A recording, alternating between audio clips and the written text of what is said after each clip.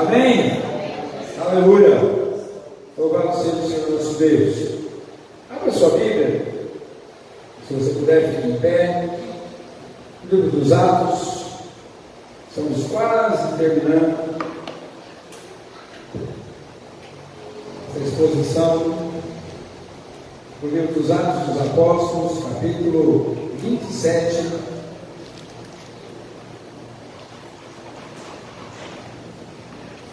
Nós vamos ver a partir do verso 27 e até o 44, onde termina esse penúltimo capítulo de Atos, e depois teremos apenas o capítulo 28 para encerrarmos nossa exposição nessa nossa série sobre esse livro tão importante.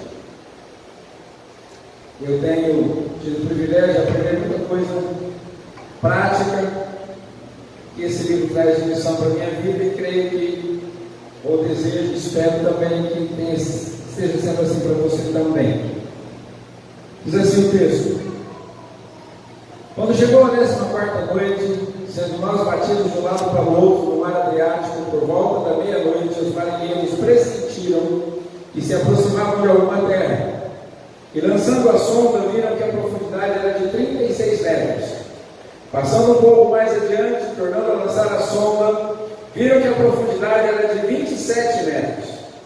E receosos que fôssemos atirados contra lugares rochosos, lançaram da polpa 4 âncoras e oravam para que rompesse o dia. Nisto, os marinheiros tentaram escapar do navio. Arriaram o bote no mar a pretexto de que iam largar âncoras à proa. Paulo disse ao centurião e aos soldados: se esses não permanecerem a bordo, vocês não poderão se salvar. Então os soldados cortaram os cabos do bote e o deixaram afastar-se. Enquanto amanhecia, Paulo rogava a todos que se alimentassem, dizendo: hoje é o 14º dia em que, esperando, vocês estão sem comer, não tendo provado nada. Por isso peço que comam alguma coisa, pois disso depende a sobrevivência de vocês, porque nenhum de vocês perderá nem mesmo um fio de cabelo. Tendo dito isto, pegando um pão, deu graças a Deus na presença de todos, e depois de um partir começou a comer. Todos ficaram mais animados e se puseram também a comer. Estávamos no navio 276 pessoas ao todo. Refeitos com a comida, aliviaram o navio jogando o trigo no mar. Quando amanheceu, não reconheceram a terra, mas avistaram uma enseada, onde havia uma praia. Então consultaram entre si se não podiam encalhar ali o navio. Cortando os cabos das âncoras, deixaram que ficassem no mar. Soltaram também as amarras do leme, e alçando a vela de proa ao vento, dirigiram-se para a praia. Dando, porém, no lugar onde duas correntes se encontravam, encalharam ali o navio. A proa encravou-se e ficou imóvel, mas a polpa se despedaçava pela violência das ondas. O parecer dos soldados era de que os presos deviam ser mortos, para que nenhum deles fugisse nadando. Mas o centurião, querendo salvar Paulo, impediu-os de fazer isso. Ordenou que os que soubessem nadar fossem os primeiros a lançar-se ao mar e a alcançar a terra. Quanto aos demais, que se salvassem uns em tábuas e outros em destroços do navio. E foi assim que todos se salvaram em terra. Feche seus olhos, sobre sua cabeça, vamos orar mais uma vez. E Gabriel, para a sua oração, em nome de Jesus.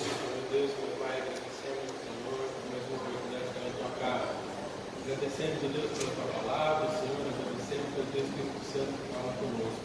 Pedimos ao Senhor que o Senhor dê clareza, Senhor, nas nossas mentes, e abra as portas, Senhor, que nós possamos abrir as portas dos nossos corações, para que o Senhor, ó Pai, venha fazer morada, a tua palavra venha fazer parte de nós. Isso que eu te peço e eu te agradeço. Amém. Aleluia, essa tarde. A crise estava instalada. E uma tragédia estava se avizinhando. A tragédia estava se tornando praticamente inevitável. 14 dias à deriva no mar, navio sendo levado sem que os os tripulantes e os passageiros soubessem para onde. E segundo os estudiosos, nesses 14 dias eles se afastaram 800 quilômetros da rota para onde deveriam estar. Se 800 quilômetros para a gente hoje é uma distância grande, imagina uma situação em que aquelas pessoas estavam naquele momento. Sem recursos, sem tecnologia, estavam muito longe do percurso, do trecho da rota em que deveriam estar. Warren Wiersbe escreve que eles estavam a 800 quilômetros à deriva no Mar Adriático, que não é o Mar Adriático atual, mas é o Mar Jônio, o mar chamado de Jônio nos nossos dias atuais. A situação era muito caótica, a crise era absurda, o momento era de pânico e de desolação total. Não havia, como diz o texto anterior que nós lemos, eles não viam estrelas, não viam a lua, não viam o sol. Momento de apenas vento, tempestade, nuvens, chuva e completamente, absolutamente perdidos. Uma grande crise instalada. O texto fala que as pessoas já não tinham ânimo nem para comer mais. Eles não sabiam o que fazer e nem para onde ir e nem como agir. Eles já estão sem perspectivas alguma. As perspectivas que talvez ainda alguém tivesse não eram nada boas. Embora houvesse uma promessa de salvamento, nós vimos no texto anterior que o apóstolo Paulo declara que um anjo tinha aparecido a ele, dizendo que ninguém se perderia. Mesmo tendo essa promessa de salvamento, as condições não demonstram isso. A situação não mostra que vai melhorar. A situação não demonstra que há esperança ainda. A crise é tão grande, o contexto, os acontecimentos são tão contrários à promessa feita que a esperança parece que vai se esvaindo. Mas esse texto nos mostra que, de repente, Deus começa a agir no meio da crise. De repente, Deus começa a atuar no momento de crise. De repente, Deus começa a viabilizar as situações para que a promessa de que todos se salvariam fosse cumprida. E nós temos o desafio e a proposta nessa noite de buscarmos nesse texto algumas informações importantes de como Deus agiu na crise que é relatada a todos nós desde o início do capítulo 27, como Deus agiu naquele momento de crise aguda, naquele desfecho, um momento que era de decisão, um momento que era de desfecho daquela história toda, ou tudo mudava ou tudo se perderia. Eles estavam aqui diante de uma situação extrema e Deus começa a agir no meio daquela crise. E nós vamos olhar para como Deus agiu no meio daquela crise e tirar, ou pelo menos tentarmos tirar lições práticas para a nossa vida. Como nós também podemos buscar o agir de Deus no meio das nossas crises. Porque a crise faz parte da vida. A crise, ela é real. E ela é uma realidade, uma certeza que todos nós devemos ter. Porque todos nós passamos, ou estamos passando, ou vamos passar por crises. Das mais diversas maneiras. Todos nós temos a certeza de que em algum momento, em alguma área da nossa vida, ou às vezes em mais de uma, as crises se estabelecem. Passamos por crise no casamento, passamos por crise na família, passamos por crise de saúde, passamos por crise espiritual, passamos por crises morais, passamos por crises materiais, financeiras, passamos por crises emocionais às vezes. As crises, elas vão se apresentando. Às vezes elas chegam em mais de um momento, em mais de um aspecto, em mais de uma área da nossa vida ao mesmo tempo.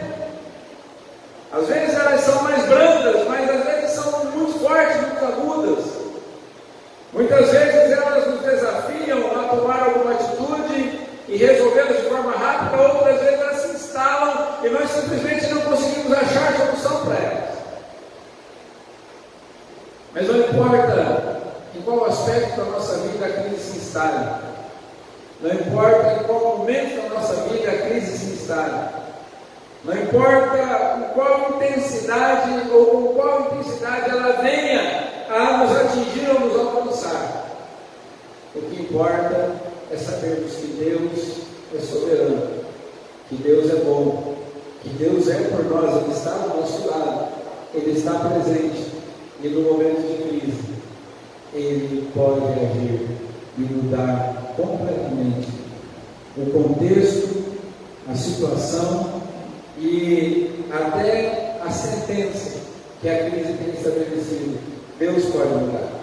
E a gente olha para esse texto, a gente vê nos versos 27 a 29, que Deus começa a agir no meio daquela crise, e a primeira atitude, a primeira ação de Deus naquele momento de crise é conduzir o navio que estava à deriva em direção à terra firme.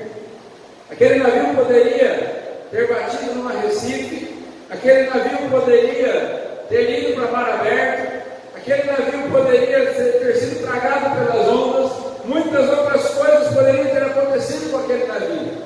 Mas o Deus que prometeu que ninguém ia se perder, que as pessoas iam se salvar, é o Deus que começa agora a empurrar aquele navio em direção à terra firme.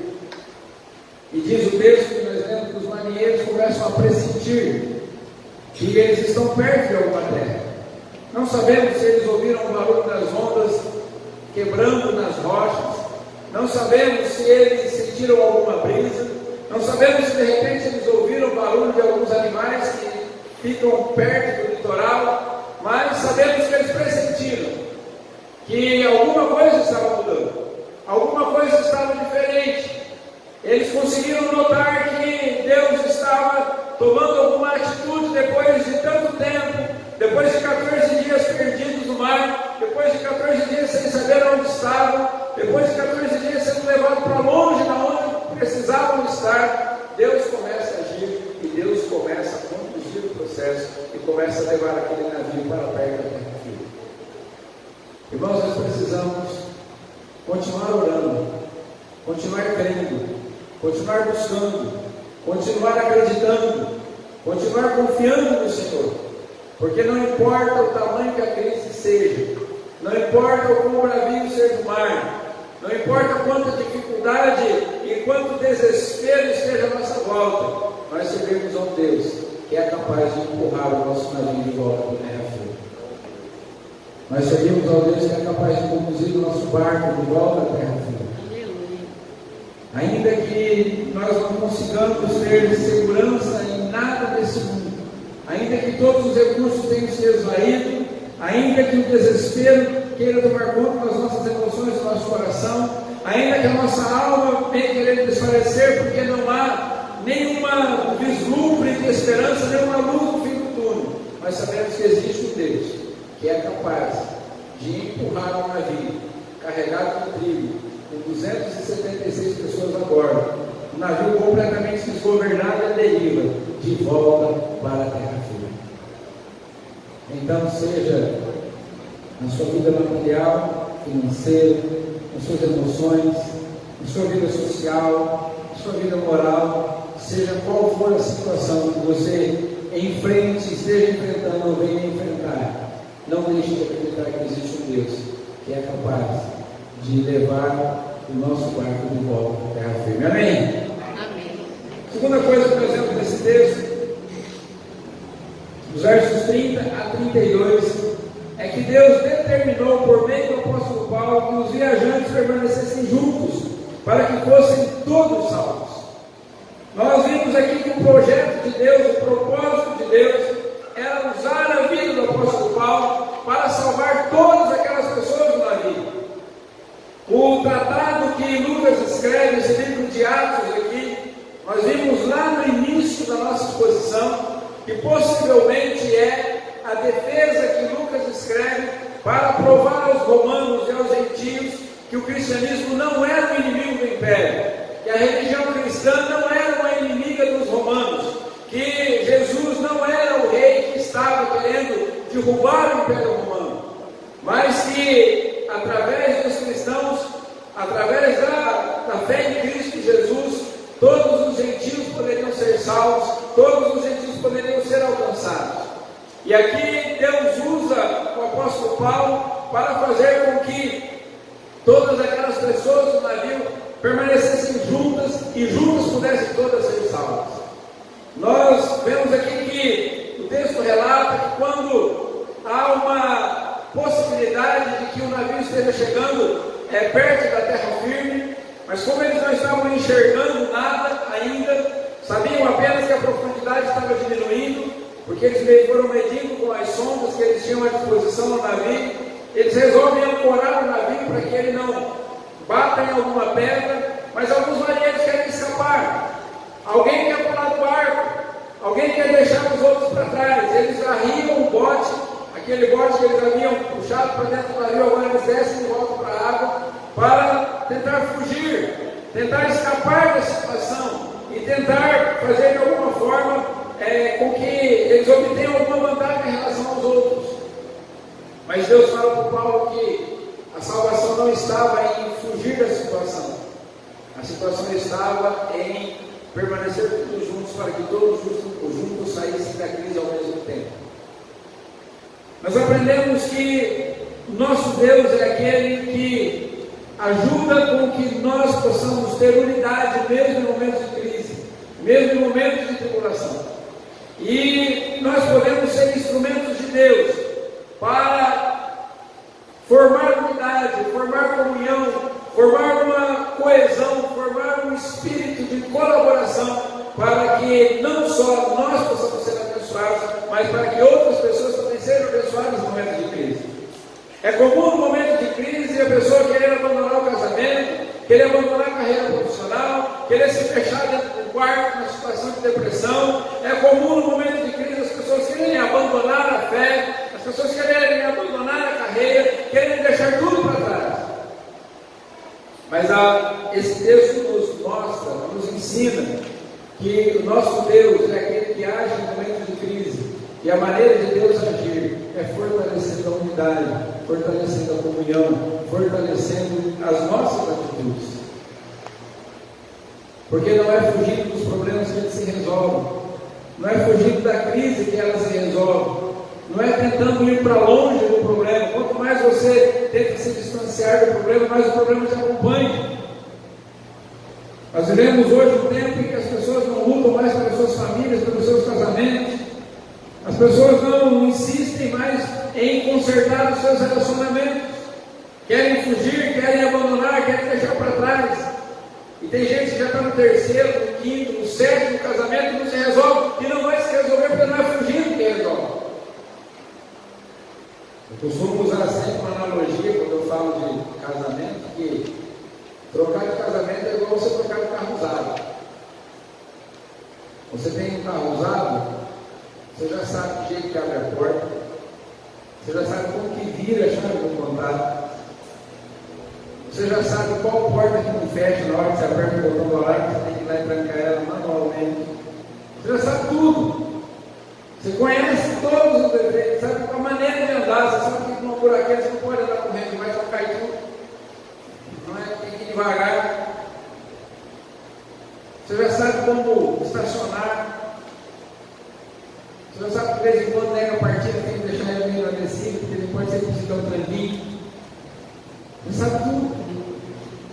E trocar de casamento é igual trocar de carro usado. Você vai pegar um outro que você não sabe nada disso. Vai ter que aprender tudo de novo. Então é muito mais fácil consertar o que você já tem do que pegar o que você não conhece. Vai ter que começar do zero, tudo outra vez. Não adianta pular fora, não adianta correr. Deus usa o apóstolo Paulo para fazer com que aqueles viajantes permaneçam juntos. Porque Deus queria que todos fossem salvos. Paulo fala assim: esse pessoal vai descer desse barco, vai morrer todo mundo. E vai acabar não salvando nem a gente. Paulo fala para os soldados assim: se esses não permanecerem no barco, nem vocês serão salvos. Porque não sofre só quem abandona, sofre quem fica também. Não é só quem abandona a fé que sofre, aqueles que ficam também sofrem. Não é só aquele que desiste da vida que sofre, que vai sofrer eternamente, se for condenado ao inferno por causa do suicídio, mas é aqueles que ficam sofrendo também. A família vai se desintegrando, a igreja vai se desintegrando, o grupo profissional vai sofrendo, há um sofrimento desencadeado. E Paulo fala assim: se esses não ficarem a bordo, nenhum de vocês poderá se salvar. E dá vontade de pular fora e sair correndo? Dá, mas é a solução? Não é. No momento da crise, irmãos, é preciso que nós aprendamos aqui com esse trecho, nossos versos 20 até o 30 até o 32, que o que Deus deseja de nós em meio à crise é que nós sejamos instrumentos que ajudem a formar a unidade, para que todos permaneçam juntos e assim todos sejam salvos. Por meio de Paulo, aqueles homens permaneceram juntos. Os soldados ouvem, agora é engraçado que agora eles ouvem. Antes não ouviam. Quando Paulo disse assim: olha, gente, não vamos navegar não, vai ser perigoso, melhor a gente ficar aqui. Não ouviram, mas agora Paulo fala assim: gente, ó, esses caras não podem ir embora não, eles têm que ficar aqui com a gente. Imediatamente os soldados cortam o cabo do bote e deixam o bote embora, porque agora a gente escuta o que você fala. Momentos de crise, nós precisamos buscar no Senhor a capacidade de sermos pessoas que ajudam ao invés de espalhar. Porque quando as pessoas permanecem juntas, a família permanece junta, a igreja permanece junta, os amigos permanecem juntos no momento de crise, há maior chance da crise ser vencida. Deus pode nos usar como instrumento para fortalecimento da comunidade, a fim de que a crise seja vencida. Amém? Amém. Depois a gente continua avançando no texto, dos versos 33 até o 41. A gente vê que Deus estabeleceu o ânimo e a energia daqueles viajantes. Mais uma vez, através do exemplo do apóstolo Paulo, para que eles pudessem superar as dificuldades que eles iam enfrentar para alcançar a terra firme. Então, quando as cordas do bote são cortadas e todos permanecem a bordo, Paulo termina ali com o problema da fuga, com o problema da desintegração do grupo. Mas agora o grupo está junto, mas está fraco. Já experimentou ficar 14 dias sem comer nada? No mar, os estudiosos dizem que talvez eles estivessem sem comer por causa do enjoo. Imagina um barco solto, vento para lá e vento para cá, e balança para lá e balança para cá. Eu só de olhar uma roda gigante aqui com os ombros, não é? Já dá tontura, já fico meio esquisito. E sentar no banco de trás, eu já não me sinto bem, no carro do automóvel. Imagina 14 dias naquela situação. Eles são muito fracos. E Paulo fala assim: ainda que nós sejamos juntos, a gente não tem força para chegar na praia. A gente não tem força para alcançar a terra firme. Precisaria de esforço, para esforço de energia. E o Paulo começa assim: gente, vocês não comer. 14 dias já faz que vocês estão desanimados, estão fracos, estão sem comer nada. Fala assim: vão comer, é hora do almoço, vamos comer todo mundo agora.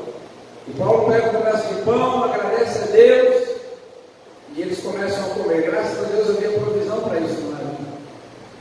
E Paulo come aquele pedaço de pão, e aí os outros veem o apóstolo Paulo comendo, e aí eles se animam a comer também, e recobram a energia, recobram a força, e agora eles têm capacidade, eles estão com o ânimo recobrado para conseguirem levar o navio até onde precisava, e se fosse o caso, nadar até a margem, ou de alguma forma se salvar para chegarem até a terra firme. E diz o texto que eles jogam todo o trigo no mar, aí eles soltam as âncoras e encalham o navio para que possam chegar à terra firme. Deus usa o apóstolo Paulo mais uma vez para isso. Ele restabelece o ânimo, restabelece a energia dos viajantes. A gente lê esse trecho do texto aqui, nós lembramos daquele momento em que Elias é perseguido por Jezabel, depois de ter matado os profetas de Baal, depois de ter vencido o exército dos profetas de Baal. Elias entra em crise.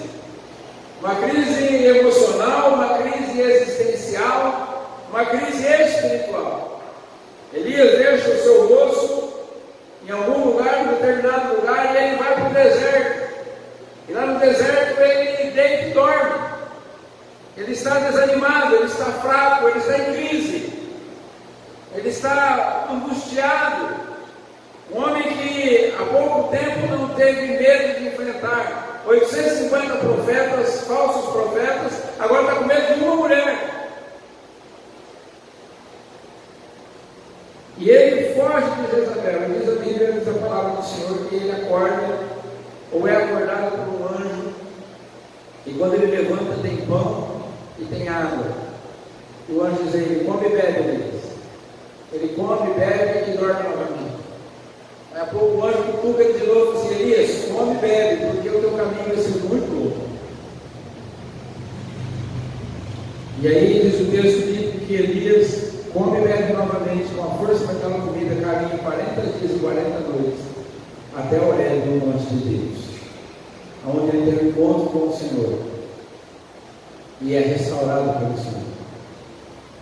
Elias começa a chorar: Senhor, mataram todos os profetas, fiquei só eu, coitado de mim. O Senhor fala assim: não, Elias, não é bem assim. O Senhor não vai morrer, você não está sozinho, tem mais 7.000, então assim, tem bastante gente ainda, tem bastante coisa para você fazer ainda, e nem morrer você não. E Deus continua usando Elias. Irmãos, no momento de crise, nós precisamos renovar as nossas forças em Deus. Glória a Deus. Deus é aquele que renova as nossas forças no momento de crise. É preciso que nós, nos momentos de crise e dificuldade, continuemos nos alimentando do alimento que Deus tem para nós. No momento de crise, nós temos Jesus, que é o pão da vida, que é aquele que nos fortalece. Nós temos Jesus, que é a água da vida, que é aquele que mata a nossa sede e restaura o nosso vigor. Nós não podemos deixar de nos alimentar, não podemos deixar de comer de Deus, não podemos deixar de beber de Deus.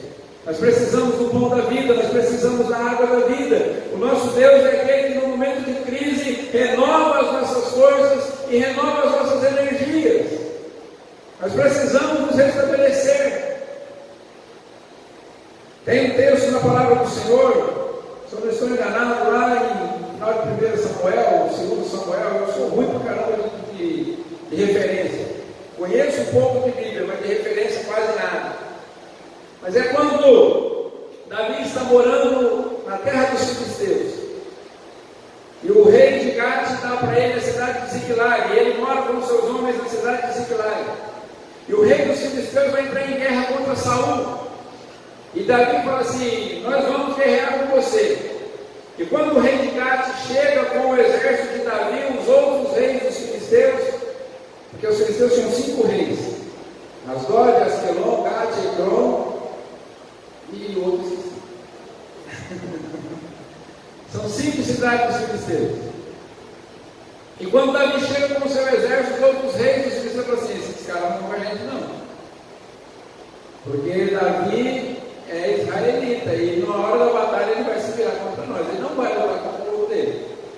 A gente diz: não, mas não é meu amigo, tal, ele vai com a gente sim. Os outros falam assim: não, mas esse povo aí ele não vai não, ele manda Davi de volta embora.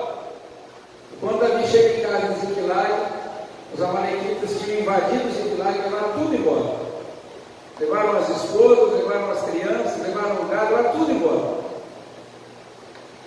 E diz o texto bíblico que aqueles homens entram numa crise, 600 valentes. Imagina 600 homens chorando, diz a Bíblia que eles entram em crise, começam a chorar. E diz o texto que eles choram até não ter mais força para chorar.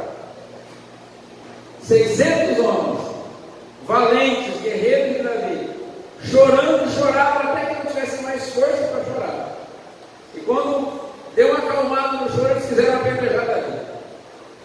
Mas tem uma parte do texto extraordinária, fala assim: Davi, porém, se fortaleceu no Senhor, seu Deus. Glória a Deus. E aí Davi consulta o Senhor.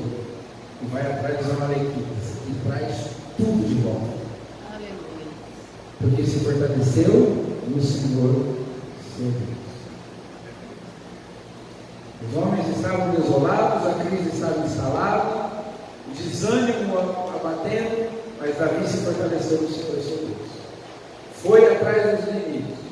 Quando chegou no momento de atravessar um rio, 400 deles não conseguiram atravessar, estavam cansados demais. 200 apenas atravessam. E eles vão até os inimigos e recuperam absolutamente tudo que eles se perderam. Todas as mulheres, todas as crianças, todos os seus bens não estão de embora. Mas porque Davi se fortaleceu no Senhor. No momento de crise, Deus é aquele que nos dá a força que nós precisamos para superar as adversidades e as crises. Aqueles homens, eles recobraram o ânimo, recobraram a energia, porque se alimentaram do pão que foi servido pelo servo de Deus. Eu creio que Davi não deu só pão para aqueles homens, Paulo não deu só pão para aqueles homens, mas deu exemplo de como vive uma pessoa que confia em Jesus. Aleluia. E aí, por fim, nos versos 42 a 44, nós vemos Deus agindo no momento de crise, movendo o coração do centurião, que por amor a Paulo poupou a vida de todos os prisioneiros, o que ocasionou com o salvamento de todos os 276 que estavam a bordo. Deus mudou o coração do centurião. A lei romana dizia o seguinte: se você é um soldado romano, você tem um prisioneiro sob a sua guarda, e esse prisioneiro escapa, a sentença que era dele passa a ser sua. Nós vemos lá no episódio Paulo e Silas em Filipos, quando o carcereiro vê que as portas estão abertas, ele já imagina qual seria a sentença dele. Por isso ele já coloca a espada no chão e vai se matar. Ele pode falar assim: calma, amigão, está todo mundo aqui. Não vai fazer nada disso não. Ninguém foi embora.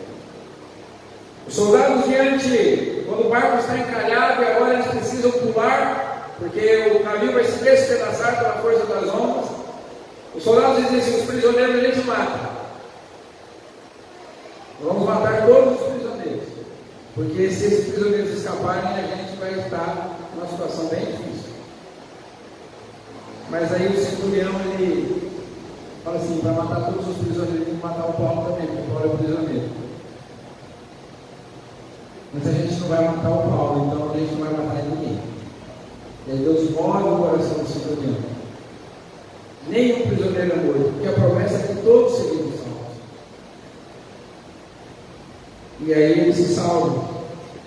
Eles se lançam para o mar, quem sabe nadar nada, quem não sabe eles segurem alguma tábua que está quebrada lá, para que todos pudessem chegar à praia.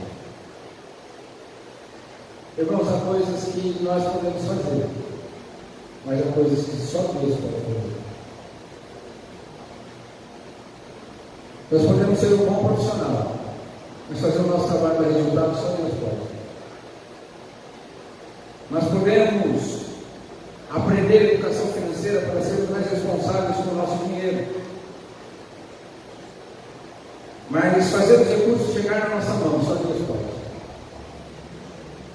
Nós podemos aprender como ser um marido melhor, um pai melhor, uma mãe melhor, uma esposa melhor. Nós podemos aprender isso, mas mudar o coração do nosso cônjuge só Deus pode. Só Deus pode fazer isso. Nós podemos pregar o Evangelho, nós podemos falar de Jesus, podemos ensinar os nossos filhos, podemos falar do amor de Deus para todas as pessoas, mas tocar o coração e converter o coração das pessoas só Deus pode. Só Jesus pode. Deus agiu no momento de crise, mudando o coração do centurião. O centurião falou assim: não vão matar esses prisioneiros, não vão fazer mal. Da mesma forma que ele disse não mata, ele poderia ter dito mata. Para ele era a mesma coisa. Mas o Deus que age no meio da crise tocou no coração do centurião.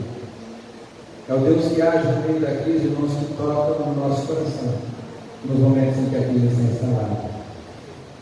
É o Deus que toca no coração do patrão, é o Deus que toca no coração do cliente, é o Deus que toca no coração do filho, é o Deus que toca no coração da esposa, é o Deus que toca no coração do marido. É o Deus que convence o amigo ou a amiga do pecado, da justiça e do juízo para a conversão. É o Deus que toca e que move corações, move os céus e a terra, para que a sua vontade seja cumprida. Aleluia. A promessa é: ninguém vai se perder. O apóstolo Paulo, quando está falando para aqueles homens comerem, ele fala assim: gente, vocês precisam comer, fazer as forças, porque vocês estão muito desanimados, mas sabem de uma coisa, nem um fio da cabeça de vocês vai se perder. E olha que é difícil perder nem um fio da cabeça.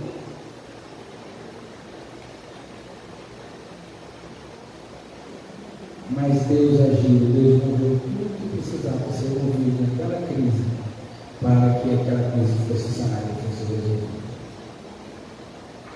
O nosso Deus é aquele que age no meio da crise. Deus agiu no meio daquela crise instalada. Deus pode agir em qualquer crise que eu e você temos de atravessar. E o que a gente olha nesse texto é que a crise passa. Aquela crise passou. Outras crises viriam, mas aquela acabou. Quando Deus começa a agir, a crise termina. E nós temos delas mais fortalecidas para enfrentar as próximas, até que o Senhor venha nos buscar. Então nós concluímos essa nossa reflexão entendendo que em situações de crise que podem ocorrer com qualquer um de nós precisamos do agir de Deus. Nós precisamos que o Deus que está sempre no controle de todas as nossas crises nos guie, nos proteja, nos fortaleça, para que possamos não só vencer a crise que estamos passando, mas também abençoar outras pessoas no processo. Porque Deus fez assim com o apóstolo Paulo. O apóstolo Paulo estava a caminho de Roma para testemunhar o Evangelho de Jesus. A crise se estabelece, ele está no meio daquela situação toda ali, e Deus age no meio daquela crise para tirar o apóstolo daquela situação e levá-lo até o cumprimento do propósito de Deus para ele, e nesse processo abençoou muitas outras pessoas. 275 outras pessoas foram abençoadas, porque Deus estava agindo para tirar o apóstolo Paulo do meio. O agir de Deus para tirar você da crise vai abençoar muitas outras pessoas de volta de você. Paulo começou aquela viagem como prisioneiro. E Joseph Parker escreve que ele termina aquela viagem como capitão do navio. Paulo termina a viagem mandando mais que o centurião, mais que o capitão do navio, mais que o dono do navio. Ele começa a estar liderando a equipe. Agora todos estão sujeitos a ele. Ele não é mais um simples prisioneiro. Ele termina a viagem sendo capitão do navio. Que o Espírito Santo nos ajude, queridos, a recorrer sempre ao Senhor nos nossos momentos de crise. Que o Senhor nos ajude a buscarmos o agir de Deus nos momentos e nas situações das crises que nós enfrentamos, para que, guiados pelo Senhor, nós possamos vencer qualquer crise que possa se estabelecer na nossa vida, para que outras pessoas também sejam abençoadas através do nosso testemunho, e para que o nome dele seja glorificado, para que toda honra e toda glória seja do nosso Deus. Aleluia. E aí o que fica para a gente de reflexão, para colocarmos em prática, são algumas perguntas. Que princípios guiam você nos momentos de crise? Quando você está passando por uma crise, quais são os princípios que guiam você? Que atitudes nós tomamos diante das crises? A quem nós recorremos? Recorremos à nossa capacidade, ao nosso conhecimento, ao nosso temperamento? Recorremos à nossa força? Recorremos aos conselheiros do mundo? Recorremos ao que a maioria faz? Estou com crise financeira. financeira. Uma maneira de sair da crise financeira é a corrupção. Eu estou com crise no meu casamento. A maneira de resolver a crise do casamento é divórcio. Eu estou com uma crise moral. A maneira de resolver a crise moral é institucionalizando a imoralidade. É o que a gente está vendo no nosso país. Como as pessoas não conseguem controlar a imoralidade, então legaliza a imoralidade. Porque as pessoas já vão fazer mesmo, então agora não é mais legal. Estava vendo esses dias a discussão do casamento polígamo. Casa um homem com 2, 3 mulheres, ou uma mulher com 2, 3 homens, que estão querendo legalizar isso. E aí a conversa no Congresso é a seguinte: não, a gente precisa fazer uma lei para proteger essas pessoas, porque essas pessoas já estão fazendo isso. Então, como a gente não consegue ter uma sociedade moralmente organizada, então a gente vai legalizar a imoralidade. Será que é assim que nós agimos no momento de crise? Não consigo vencer o pecado, então agora eu vou tratar o pecado como normal. Não é mais pecado, é um problema. Eu tenho problema com isso. Não chamo mais de pecado, eu mudo de nome. Minha vida espiritual está ruim. Mas é isso mesmo, é o tempo da apostasia, é o tempo da frieza espiritual. É assim mesmo. Jesus disse que seria assim. Mas Jesus disse que nos últimos dias o amor de muitos ia se esfriar, as pessoas abandonariam a fé. Mas eu acho que não precisa ser eu. Não sei se você pensa que precisa ser você. Não, pessoal, aqui no final dos tempos as pessoas vão desistir da fé mesmo. Tudo bem, mas tem que ser você. Então, que princípios nos têm guiado nos momentos de crise? Nós temos clamado ao Senhor para nos ajudar nas nossas crises, de acordo com a vontade dEle, com a palavra dEle, com a lei dEle, com os mandamentos dEle, com aquilo que Ele quer para nós. Quais são os princípios? Será que você precisa hoje que Deus comece a agir em uma crise que você está passando agora? Será que não é o caso de você clamar a misericórdia de Deus e falar: Senhor, eu não aguento mais? Aqueles homens estavam 14 dias no mar. Senhor, eu estou há 14 meses, estou há 14 anos, ou 10 anos, ou 1 ano, ou 5 anos, não sei. Tem alguma crise hoje que você precisa que Deus comece a agir? Ou você acha que dá conta sozinho?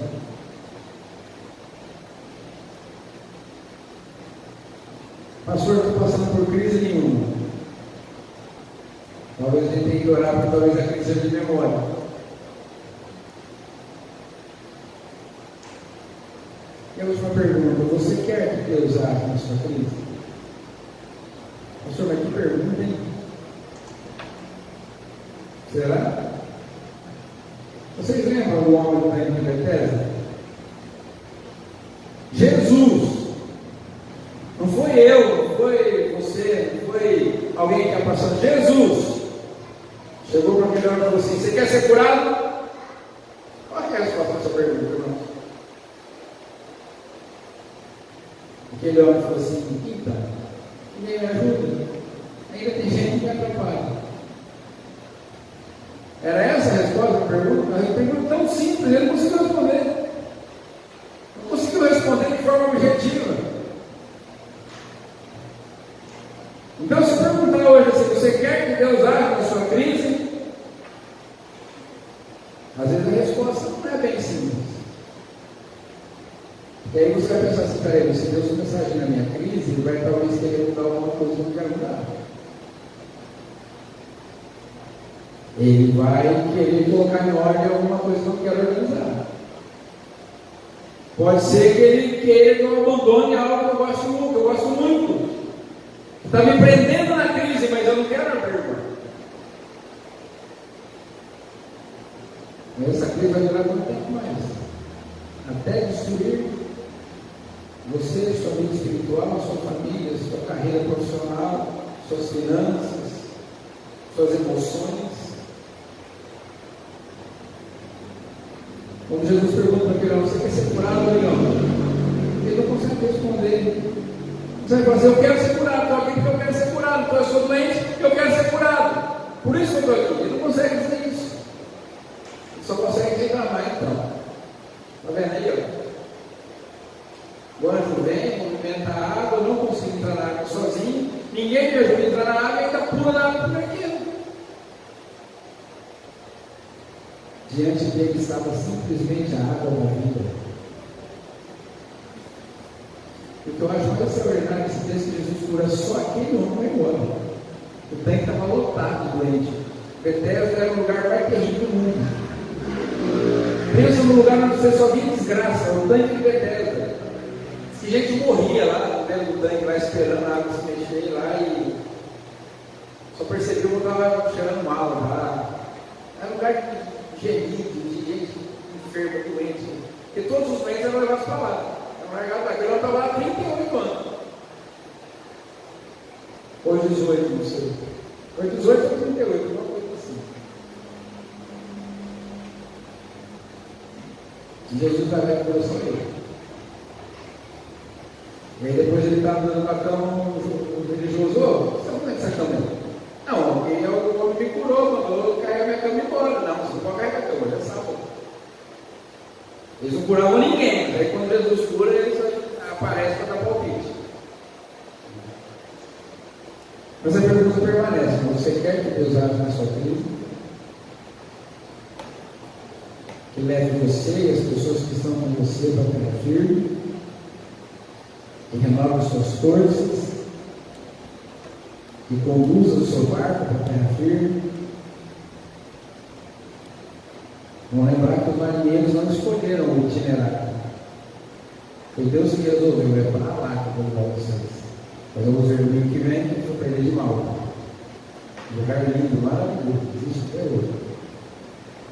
Mas foi Deus que escolheu: para lá que eu vou empurrar esse navio. Deus podia ter empurrado o navio quando ele quisesse. Deus podia ter feito o apóstolo Paulo descobrir o Brasil, se ele quisesse. Lá, 2 mil anos atrás. Deus podia ter levado para onde ele quisesse, mas eu vou para onde ele quis. Ninguém escolheu o itinerário. Será que nós queremos Deus usar? Se você realmente quiser, fique em pé para orar.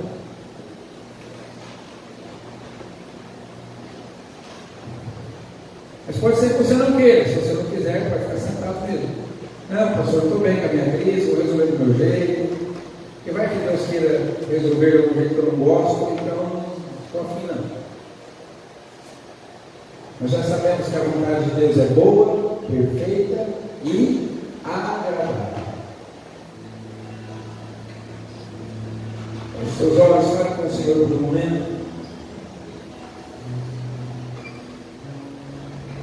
Não dá para evitar as crises, irmão, não dá. As crises não podem ser evitadas. Por mais que você se previna, por mais que você se esforce, por mais que você tente fazer tudo certo, por mais precavido que você seja, a crise é uma realidade. Você está bem, de repente está doente. Família vai indo bem, o casamento está feliz, de repente um problema. Sua vida espiritual, sua comunhão com Deus está uma bênção, de repente cai no pecado. Se afasta do Senhor. Suas emoções estão fortalecidas, a mente está indo bem, sem depressão, sem ansiedade, sem transtorno nenhum, de repente uma crise. Angústia, medo, ansiedade, tristeza. Não dá para prevenir a crise. Não dá. Nós não temos esse controle, não temos como controlar isso.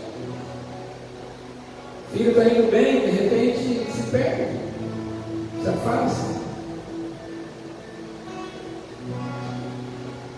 Mas existe um Deus que é um Deus capaz de agir no meio de uma crise, de qualquer crise, de nos conduzir de novo para a terra firme, de renovar as nossas forças, de de mover as situações para que tudo coopere para o nosso bem. Esse Deus está presente nessa noite. É o meu Deus, é o seu Deus. E que se nós quisermos, Ele pode agir na nossa vida. Aleluia.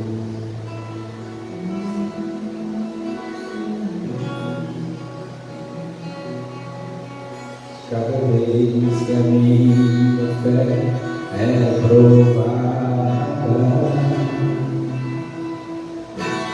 me dás a chance de crescer um pouco mais. As montanhas e vales, desertos e mares, através me levam para perto de ti. Minhas provações não são maiores que o meu Deus. E não vão me impedir de caminhar. Diante de mim não se abrir o mar. Deus vai me fazer sobre as águas, ontem em fé,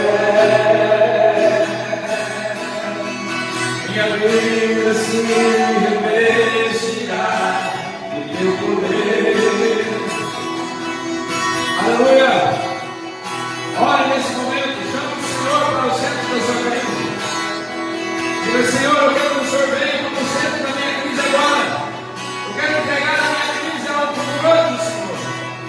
Eu não posso mais suportar, eu não consigo resolver, eu não consigo fazer acontecer, Senhor. Essa crise agora está nas suas mãos. Aleluia, vai com Deus. Rompe em fé,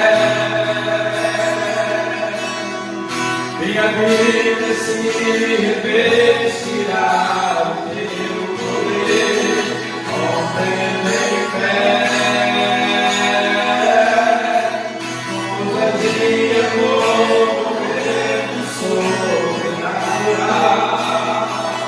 Vou lutar e vencer, vou cantar e colher. A cada dia vou viver, rompe em fé.